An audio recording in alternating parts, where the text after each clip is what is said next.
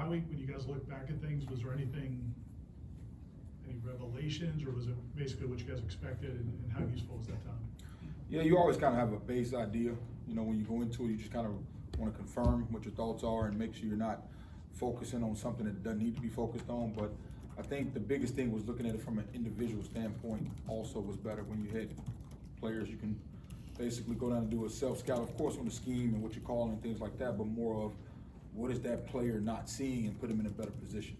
And understanding why, because like sometimes you'll watch it and one player will be like, man, every time he's missed this, and you might look over it, but then there might be a reason that you saw when you self-scouted that one individual. So what we do is we go back through the notes, because every game, every player has a specific note, and we sort it and attack those top 3 things, and we saw some things that can help us, you know, glaring, and also those players were excited because there's, you know, not many times once the season gets going, you get to sit down and have a one-on-one how do you get better, more than it is a large position meeting. So I thought that was really good and found some good stuff. Brendan? With that in mind, I guess what are some things you'd like to see from the offense during this final stretch of the season? Yeah, you know, we should be getting better as we keep playing. You want to play your best ball in November, you know, like everybody says. But the reality, we're starting to play together. We know who we are. We're established identity, what we're good at. So we got to kind of, you know, buy into that and keep climbing up as we go forward as far as continuity, playing with each other and mistakes and things like that. So as they're starting to know each other and this offense is becoming its own offense this year, I think, you know, we went through it. You know, we've learned enough lessons to start seeing the not repetitive lessons being learned. So, you know, that's the challenge moving forward. Chris? For the offensive line unit, how beneficial is a bye at this point in the year, just because of how much they get banged up on a weekly basis? And also, what does that group have to do to take the next step as you close out the season? Yeah, I mean, you get take kind of a deep breath, but you know, playing O-line is contact every play. So, you know, if you play O-line, you're looking to be 100%. You're playing the wrong sport. I mean, it's not.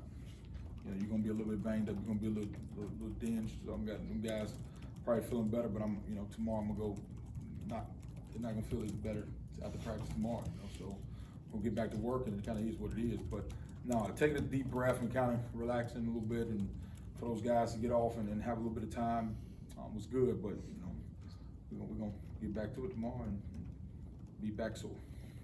Hassan? Yeah, Coach, the first few games, Jordan, passed the ball really well, didn't run as much. Last few games, he's added his legs in. How big is that for him, and how big is that for the offense, for him to be that dual threat?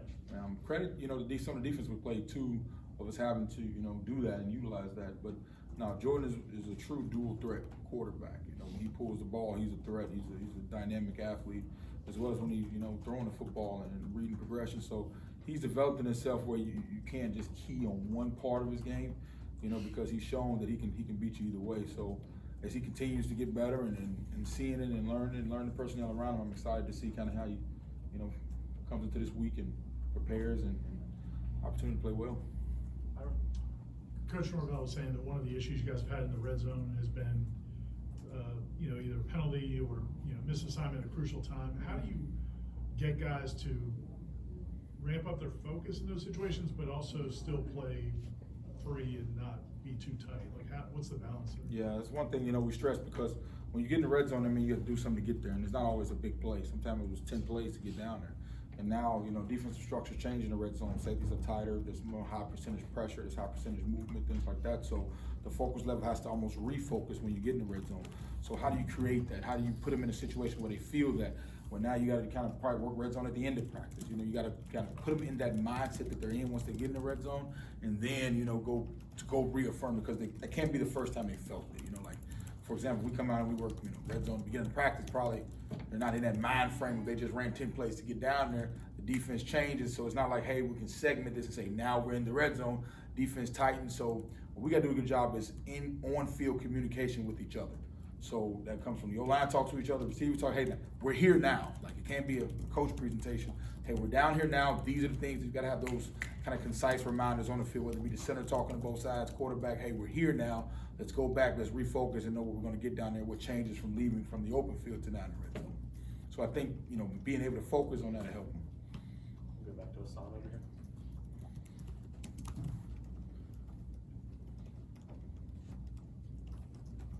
as your wide receiver room has gotten more talent, gotten a little better, and you're getting some healthy players back to pull some key players.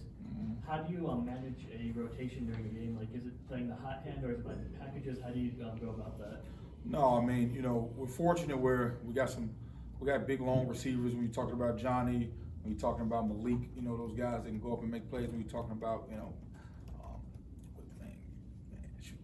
it's just such a unique room because you got a little bit of everything. You got the tall, long, big receivers. You got Micah, the short, thick joker, and him and Ja'Kai, and you got, there's so many guys that you can kind of do so many things. But the good thing about it is they all know the position, so they can play the outside receiver, the inside receiver. You can move them around. So I don't say it's really particular. I mean, of course, with Johnny, he's a matchup problem.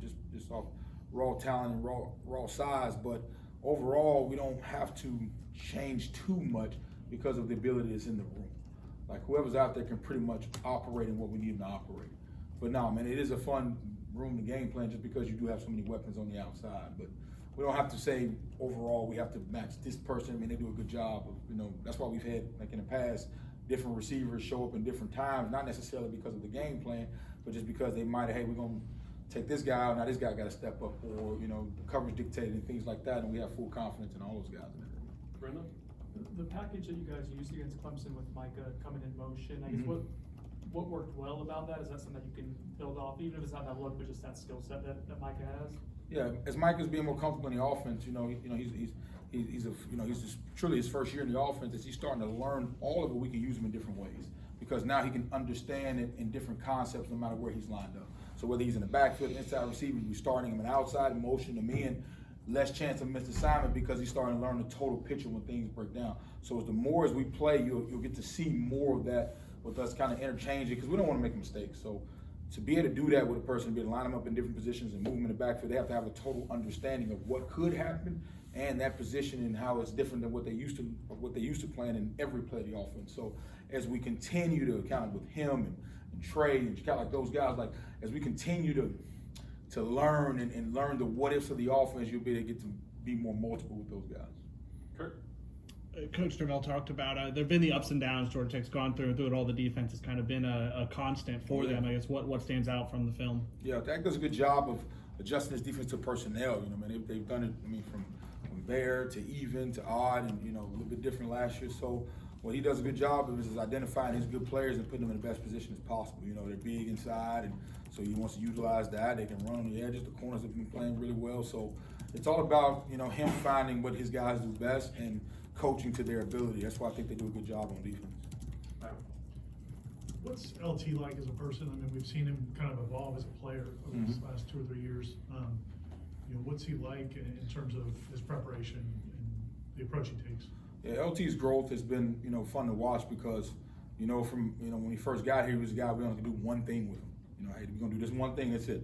And now you watch him, he's lining up on the outside, he's lining up on the inside. Like we talked about that development in the offense, once you start learning multiple spots. And also he's a guy, he loves practice. And whenever a guy like him who's a work hard, I mean, I'm sitting up there in the staff room watching film, and he comes up there and comes speak to everybody before he goes to watch tape. So what I love about him is he truly believes in the work paying off in the end. And his humbleness is unbelievable, man. Like, just overall in that running back room, you would think there'd be some kind of, how many carries and anything like that? No, man, them guys are good as gold when it comes to, what needs to be done, the work that's going on behind the scenes, and just, he loves to practice. Like, he gets upset with us when we kind of don't let him do a little something because we have to make sure he's good to go, but he's one that you always want to do well because of what the work he puts in behind the scenes. But the LT is as good as they come now. Anything else? Aslan? Mike's been pretty forthright about how he wants you guys as coaches to fulfill your dreams and aspirations.